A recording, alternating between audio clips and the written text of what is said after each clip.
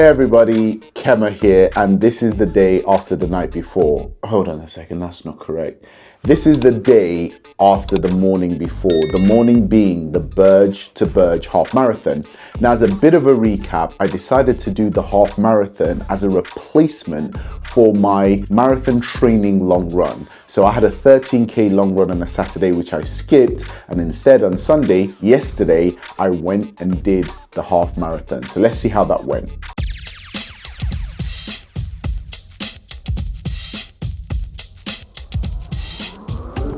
So I'm in a bit of a bind. This video series is about my marathon training, and there'll be a lot of you who've tuned in to see what I did last week. But there'll also be a lot of you who've tuned in just to see what happened in the half marathon.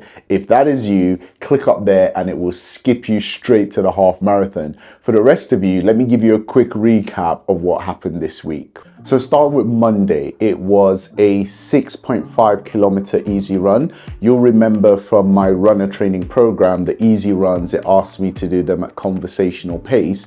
And you'll also remember from my old videos, whenever I do a run that is not too taxing, I follow that up by going to the gym. So on Monday, after the 6.5K, I went and did an upper session at the gym. So very straightforward start to the week. Tuesday was a running rest day, and with all my rest days, I do a high intensity session. So I went in and I did a lower day in the gym just to get that out of the way. Wednesday was something called pyramid intervals, and I'll talk you through this. I start 200 meters at 3:55, then 400 meters at 4, 800 meters at 4:20, and 1.2 kilometers at 4:30. And then I head downwards in distance, 800 meters at 4:20, 400 at 4, 200 at 3:55. So very taxing stuff, and it absolutely shattered me. So as you can imagine, I didn't do anything in the gym after this session. It was brutal. It was the first time in my training where I felt this is hard. Pyramid intervals are not fun. As you can imagine, straight after the pyramid intervals, there was no strength training. I saved that for Thursday, where I went into the gym and had an upper session.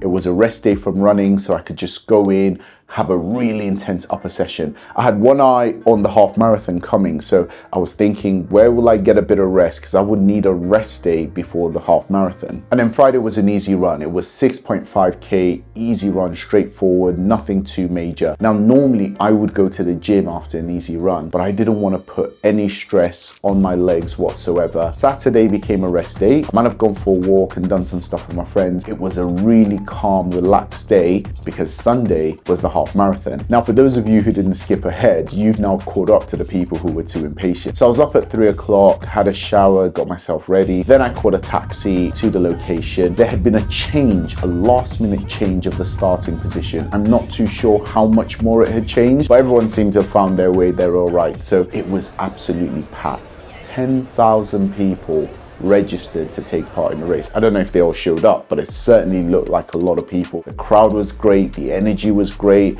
the weather was fantastic, it wasn't cold, it wasn't hot, it just felt right, and I was feeling good. So I did my stretches, I was ready to go. At 6 a.m, the elite athletes took off, and then there was a sort of 5-minute break for the rest of us, and then we kicked off at 6:05. So the plan for the race was quite straightforward. I was meant to set off quite slowly, 7 kilometers at conversational pace. So taking it easy just for 7K, warming up. And then I was meant to shift for 5K at 5:25, and then shift again for 5K at about 5:10, and then for 4K at 5. So gradually getting faster as I went through the race. Yeah, none of that happened. The first interval, which was meant to be conversational pace, it probably expected me to do it around the 6 minute per K mark, ended up being a 5:23. So it ended up being as fast as what the next 5K was meant to be. I felt good. I didn't feel like I was running too fast. There was a great vibe. I think you can see from a lot of the footage, there was a lot going on. It was crowded. There was a lot of jostling for space, but I found my rhythm, and the Ks were just clicking off one after the other. So I was really focused on just keeping my head down, getting the pace right, not tripping over anybody, and just going. I was now meant to lift my pace from the conversational pace to a 5:25. I did this in a 5:30, so I got slower. This was so funny because what it meant was I was starting to fatigue and my times dropped off. I actually did a 5:28 and a 5:25 in the first 2Ks and then went into the 5:30s. What helped me is the rule of thirds. A third of the time it's going to be great, a third of the time it's going to be good, and a third of the time it's going to be terrible. I told myself, this is the terrible third. We then got to the next 5K and I did this at a 5:31, so I was getting progressively slower. I had some fast Ks in there. I think I had a 5:24 and a 5:25, but the other three were in the 5:30. I was in a place where every now and then I could raise my pace just to move a little bit and stop myself getting lethargic, but I didn't feel fresh. I didn't feel like I could drop into the fours. It was impossible. This was about as much as I could do. What started playing on my mind was, if I'm struggling, you know, at this point, we're talking 15K into the race, how am I gonna do a full marathon? That was playing on my mind quite a bit. I also felt I'd chosen the wrong shoes. So I used my Saucony Tempest. They're great, stable shoes. They're very neutral, don't give a lot of return, but they felt heavy on my feet. I felt like every step was so hard and it just had no bounce. I had no bounce whatsoever.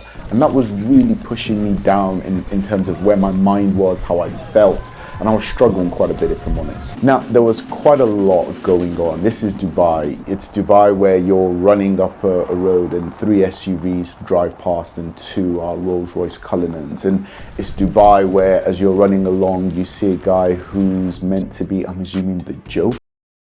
Waistcoat, barefoot, running at something like 5:35 pace. You just gotta love stuff like that, right? And this guy, you know, I went past him and I just thought it's amazing, but I was quite impressed that he's doing it barefoot. I mean, the roads were not that hot because of the time of the day, but that couldn't have been great running in that condition. But hey, he did it, so all kudos to him. The organization was great. You know, there were water stands, there were people cheering on the side, there was a little bit of entertainment. It wasn't a big fun fair like the London landmarks I did last year, but it was good enough for you to feel like you were involved in a major event. The roads had been closed, there were marshals everywhere, there were ambulances, so everything was good. So back to the running and the final 4K, I did that in a 5:29. So I did stay quite consistent, right? And this was all right. I struggled a bit at this point. I was yearning for the finish line. I just wanted it to be over. And the last 4K felt like the longest 4 kilometers of my life. I definitely had a blister by this point, and I felt I had a black toenail on my big toe on my left foot because it was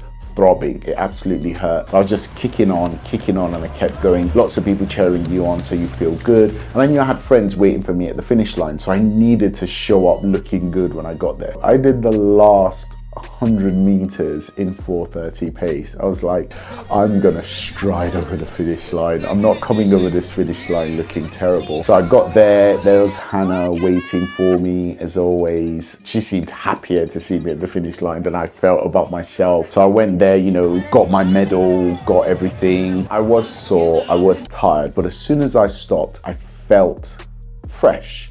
I felt like I could go on for another 10K, which is what I was saying to my friends. I felt like I could keep on running. It's not too bad. And that's good. That tells me about my fitness levels. So I'm flashing up on the screen where I finished overall. I was number 2722 out of 7,894 people.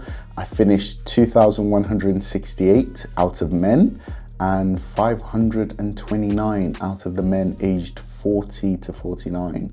So a lot of work to do. I do need to get my pace up, but all in all, quite happy with the performance, quite happy with the run, no injuries, feeling great, and yeah, it was just fantastic. Monday, I got to put my bib and my medal on the display, so it's now 4-4. Hannah and myself, we got 4 each, which is good, and the intention is to fill this up over time. So more races to come, obviously starting with the London Marathon. I might do something in between if I find a race to do. I think a few people suggested to me, bin the 13K long run, do the half marathon, see how you feel, banish the demons from last year when you got injured, and I did that. Thanks for those who wished me luck at the start. You saw how it went. I'm now back to normal training, but I'll keep an eye on potential other events I can do just to see if I can use them for my training. So please comment, let me know if there's anything you want to see, anything I need to do different, any tips and advice. Like, obviously share, subscribe, click the bell icon. all that stuff. And I'll see you in the next video. Take care.